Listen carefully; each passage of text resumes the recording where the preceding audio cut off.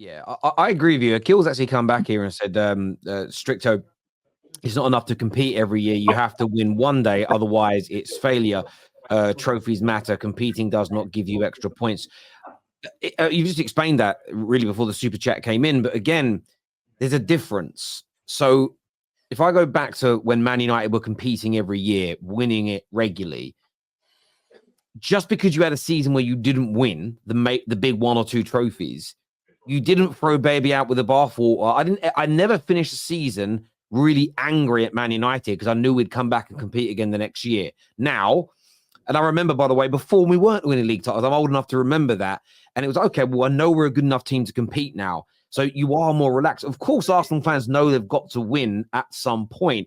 But when they're not winning now, it doesn't mean they have to be absolutely fuming because they kind of know they're going to be up near the top again. It's just, we need to improve on this area. We need another player over there. It's very different from being a team that's second one year, eighth the next, then they're fourth, then they're ninth, and they're barely winning anything. When you're that up and down, I think it's a very different feeling to when you find yourself being consistently up near the top.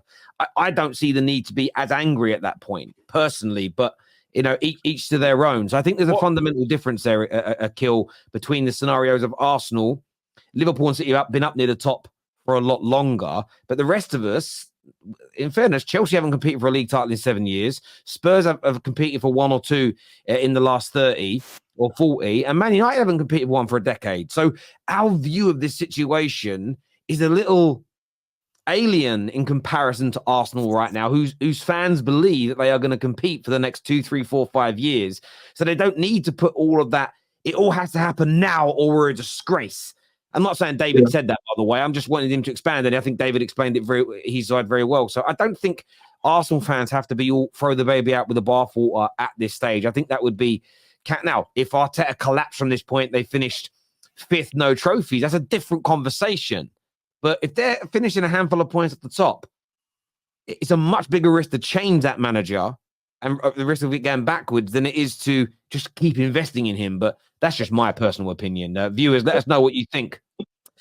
There's some more comments that have come in here. This is when it comes to Arsenal, always pushing the goalpost back. Yeah, that certainly happens a lot. Rory, will you sack Arteta if he still ends up short in the league with no trophies again? No. And again, context. Like you said, if we drop down to fifth and we'd lose to Porto, I mean, I still wouldn't, but I'd be closer to it. If we push City and Liverpool all the way and we get to a Champions League final, it's like you got to have some realistic expectations. And I find it so weird that people talk about it as if we've been fighting against City for like 3 or 4 consecutive seasons and we keep missing out. Like realistically, last season we were in a title race that no one thought we'd be in, and it came way ahead of schedule for what most realistic Arsenal fans thought. And then we're back there this season. Like you said, looking forwards, if you lose to what is one of the best squads in Premier League history that City have got, and arguably the best manager in Premier League history, like sacking your manager at that point, how does that help? Because you could still arguably have the second best manager in the world. I'm not saying Arteta is, but you could have the second best manager in the world and lose out to that City team. So sacking them, disappointed. Which is what Liverpool have done. Other than once, they've got the second best manager in the world. Yeah, go on, Kate. I mean, how many? I mean, I thought Arsenal were fantastic yesterday. Absolutely, as much as it makes me feel sick, and I think I might vomit in my mouth. They were sensational yesterday, and hats off to Arteta. I don't rate him. I still don't think he's good enough. But the last 2 games, he's pulled it out the bag. But how many seasons do you give him before you say, do you know what? Yes, we are up there. We are competing, but this guy isn't getting us over the line. Let's just out of interest. That's all I want to know.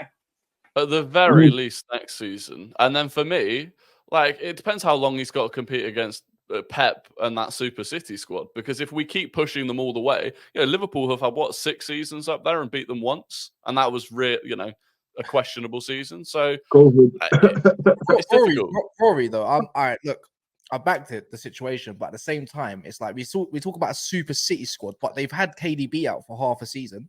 And they've had Haaland out for a good period of time. Is this a disappointing period for you lot? Of course it is, because you lot should be absolutely flying with the league. And Liverpool, even with nobody, like their main guys out for Trent for a few weeks and no Salah for nearly 2 months now, they're still top of the league.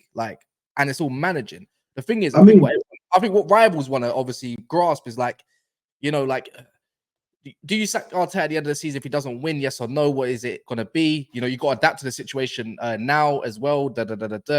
Like, that's all people are trying to just find out from Arsenal fans. As a football club, though, it's different because you want to get over the line, but you're probably thinking a bit on a realistic expectation. Maybe some players are overrated and maybe some players aren't as good as what people think. Not from me in particular, but, you know, I think what I think Kate's trying to say is when you draw the line, honestly, like, draw it. Like, because imagine if he messes up one more summer all of a sudden, because you did kind of mess up this summer. I don't think you messed up this summer at all. I think bringing in Declan Rice was massive for us, and I think we are an improved team on last season. I think, again, I don't draw a line. I don't look at a specific point and be like, if you haven't won this by then, you're gone no matter what. Like, I just don't think there's enough context there to do that. And also, when you talk about, you know, the Liverpool and City that have had injuries, yesterday we had 7 senior squad members out injured. Like, we're dealing with our own injuries as well. So I'm not using that as an excuse, but in the same way that City and Liverpool have had injuries, we have as well. So you know, you're right there. I do think that Party is a big mess. I think a really important point regarding Arsenal as well, and I know the Chelsea fans, like Don said, it's not our job, but you also have to think of who is genuinely a better manager that you could almost go, he will make them better. Is he available? Is he attainable? And most of the names you hear are Zidane, who doesn't want to come to England, Ancelotti, that is not leaving Real Madrid to manage Arsenal, with all due respect, and there's Pep, and then there's Klopp. And I don't think you can get any of those 4. You could argue Diego Simeone. That's the only one you could argue, throw the money at it, and he could come in and maybe do it. Outside of that, every other manager has a gigantic question mark next to him, and it doesn't guarantee progression. So at the very least, you've got to wait for Arsenal to start to go backwards before you look at changing the manager if they're maintaining themselves. But there's a great super chat here from Kenny, and I never thought about things from this point of view. He says almost every team loses to Pep City in the league, obviously every year, but Arsenal lose to them more for some reason. Yes, if Arsenal comes second to City, they should sack their manager. But I mean, it's like, but if Big Ange comes 5th, he should stay. But by the logic that if you don't beat Pep to win in the title, you should be sacked. That means every manager should be sacked. It's a great point, Kenny. This here from Mr. Singh. He says, isn't she the one? That's UK. You're the only her on here, I think. I don't think anybody else identifies as the woman.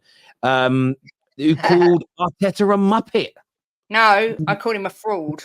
I didn't call him a muppet. And I still stand by the fact he's a fraud. And until they win, I will stand by the fact he's a fraud. But yeah, no, I never called him a muppet. Sorry? Why do we people say, like, people act like Arteta hasn't won the FA Cup and 2 charity shields, or he's won the shield this season? Shields, you can't do that. No, hold on. Do you know why I'm counting it?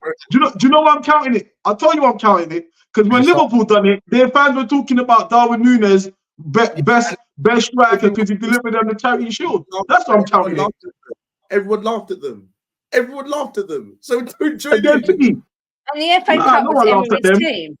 The FA Cup was Emery's team that Arteta just took over. So you've spent 700 million under Arteta and he ain't won nothing. And this year, do you know what? All Tottenham ever gets slagged off for, when we was flying high-ish with Poch and we was up there second, third, we was competing. And every season at the end, Arsenal fans were giving it to us. Oh, yeah, but at least you competed. Now you're sat there going, as long as we compete. It's like, where are the standards for Arsenal Football Club now? It's not easy to do, though. Did Mourinho get sacked before a cup final, and whoever took over lost the cup final? So it's not easy to come take someone else's team and still go and win a competition, as you've seen. He was given 3 days to be fair. Exactly that. Context, guys. There's super chat here. This is David, not a Chelsea fan. Red doesn't look good on you. Bring that giant jersey back. Enough bandwagon. Lol. Liverpool need health to win. System needs legs. Is that I'm not a Chiefs fan. I'm a Packers fan. But I support greatness, and Mahomes is greatness. So, yeah. And I will say this about everyone who's meant talking about NFL. David's the only person I know that's in this chat and on this panel that actually plays American football. So, like, he can do what he wants with it. Really, the rest of us just turn up once a year, mainly, didn't we? I mean, I heard Kate was watching. Yeah, Kate was watching the Dora the Explorer version last night, just so that it got explained to her like what was going on. I know Rory had to jump off there.